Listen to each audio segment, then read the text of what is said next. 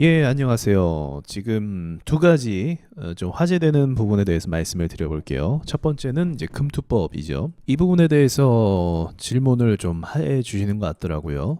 제가 이걸 간단하게 말씀드릴 수가 있어요. 지금 금양 차트 보이시죠? 금양 상승한 거 보이시죠? 돈 쏘는 거 보이시죠? 다 세력들이 하는 거죠. 세력들이 이렇게 주가를 많이 올립니다. 여기서 세력들이 벌어들이는 차익이 이제 얼마인지는 구체적으로 알 수는 없지만 보통의 규모는 넘어선다라고 우리가 대략적으로 알 수 있겠죠. 그러면 결국 이 시장이라는 거, 우리가 투자하는 이 대상이라는 게 제가 보았을 때는요, 저의 투자 철학에 의해서는 이 세력주에 맞춰서 공략을 하는 거거든요. 이 시장에 금투법으로 인해서 세금을 물린다 할지라도 차익을 더 높게 올릴 수가 있다고 한다면, 세력들이 결국 수익을 본다고 하면 이 시장은 올라갈 수밖에 없습니다. 물론 일시적으로 이 법안이 통과되면서 지금 어떤 이야기를 합니까? 그러면 큰 손들이 떠날 수도 있겠다. 큰 손들이 이 시장을 일시적으로 떠날 수는 있겠죠. 그런데 이렇게 생각을 하면 편해요. 여러분이 예를 들어서 자영업을 하면서 요식업을 하고 있어요. 그래서 음식 장사를 하고 있는데 세금을 갑자기 어느 부분에 있어서 물린다고 하는 거예요. 근데 여러분 장사가 너무 잘 돼.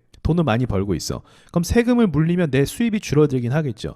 그럼 그렇다고 해서 여러분이 장사를 접고 아유 더러워서 안 해 하면서 나가버립니까? 아니잖아요. 여전히 세력들에게는 이 시장은 노다지 시장이다. 공매도도 마음대로 활기칠 수 있고 이것저것 다 하면서 주가를 이렇게 올려도 아무도 뭐라고 하지 않는 곳이 바로 이 한국 시장입니다. 이 노다지 시장을 금투법 세금 물린다고 해서 포기한다?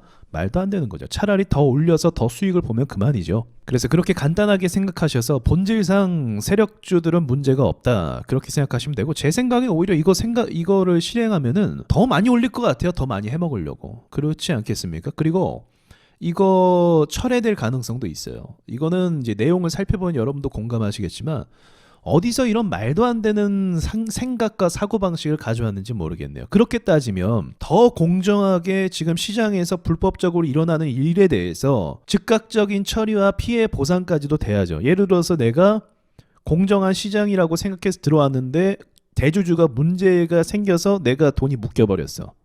주가가 떨어져. 그럼 누구 잘못이에요? 대주주 잘못이죠. 왜냐하면 불법적인 행위를 했기 때문에 주가에 악영향을 미친 거잖아요. 그럼 그 재산을 몰수해서 투자자들을 보호해준다. 그럼 몰수하기 위해서 뭐가 필요합니까? 조사 인력도 필요하고 그 시스템을 갖추기 위해서 뭔가 비용이 더 들겠죠. 그런 차원을 위해서 뭐가 필요합니까? 세금이 필요하겠죠. 비용이 들어가니까. 그럼 이 세금을 이런 공정한 시장을 위해서 쓰겠다라고 하면은 문제가 그렇게 될 것 같지는 않아요. 제 생각엔. 그만큼 뭐예요? 보호제도. 세금을 먹이는 대신에 그만큼 더 확실하게 보호하고 공정한 시장을 유지하겠다라고 하면은 아마 사람들은 동의할 가능성도 있을 것 같아요. 그럼에도 동의할 수 없는 부분이기도 하고요. 그런데 지금 시장 돌아가는 꼬라지를 한번 보십시오. 이게 정상입니까? 정상 아니에요. 이거 지금 뻔히 세력들이 활개치고 있고 주식으로 장난치고 있고 공매도로 엄청나게 일부러 눌러버리고 있고, 이런 상황에 대해서도 조치하지 못하고 방치하는데 여기서 세금을 더 먹인다고 하면 걔네가 뭘 하겠습니까? 애초에 모범적인 사례를 보여준 것도 없고 투자자들을 보호하려고 하는 노력 자체도 안 하는 모습을 우리에게 보여줬는데, 이런 신뢰가 깨진 상황에서 세금을 먹인다? 이거는 욕을 한 트럭도 아니고 우리나라가 조선업 강국이니까 배 한 트럭이 아니라 이제 배 한 통째로 그냥 욕을 먹어야죠. 그래서 이건 굉장히 부당한 부분이고 말이 안 되는 부분이고, 설령 그렇게 된다고 해도 이 시장의 본질적인 측면에 있어서는 해악을 끼치기가 어렵다. 그렇게 저는 일단 결론을 냅니다. 그래서 그렇게 신경 쓰지는 않고 있고요. 또 한 가지가 이제 호가가 바뀐다는 이야기가 있어요. 그래서 이거는 거의 확정된 것 같은데, 호가가 바뀌면 무슨 일이 일어나냐면요.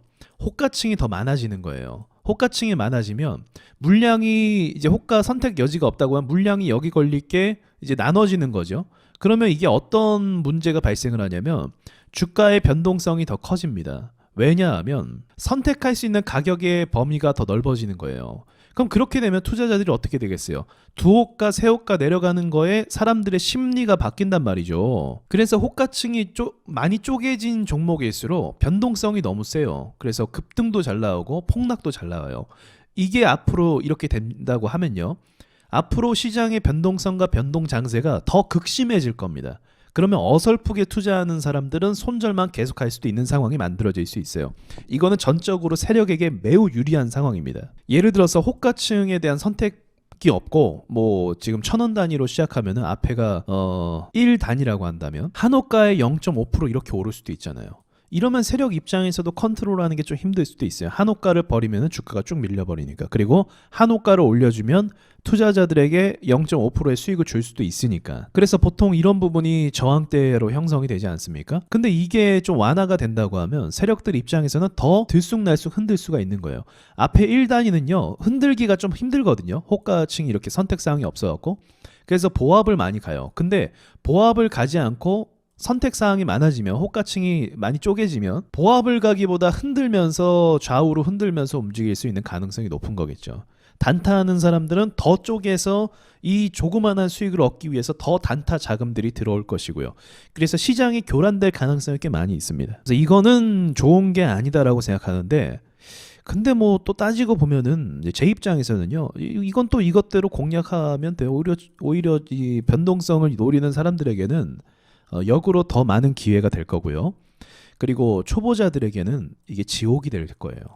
초보 단타꾼들에게는 지옥이 돼서 손절만 계속하는 상황이 만들어질 수도 있습니다. 그래서 이렇게 좀 간단하게 이야기할 수 있을 것 같습니다. 앞으로 정말 강력한 변동 장세가 생기겠다 그렇게 말씀드릴 수 있을 것 같고요. 금투법은 그래서 금투법까지도 통과가 되면 세력들은 더 많은 시세 차익을 노리기 위해서 이 호가층이 또 변경되는 부분을 이용해서 더 큰 상승과 더 큰 하락 이런 것들을 만들어낼 뭐가 조성된다? 환경이 충분히 조성이 된다라고 볼 수는 있겠네요. 그러니까 앞으로 여러모로 좀 제가 몇 번 말씀드렸지만 앞으로 시장은요 이전과 달라요. 각오를 제대로 해야 됩니다. 그걸 이용할 줄 알아야 되고 마치겠습니다.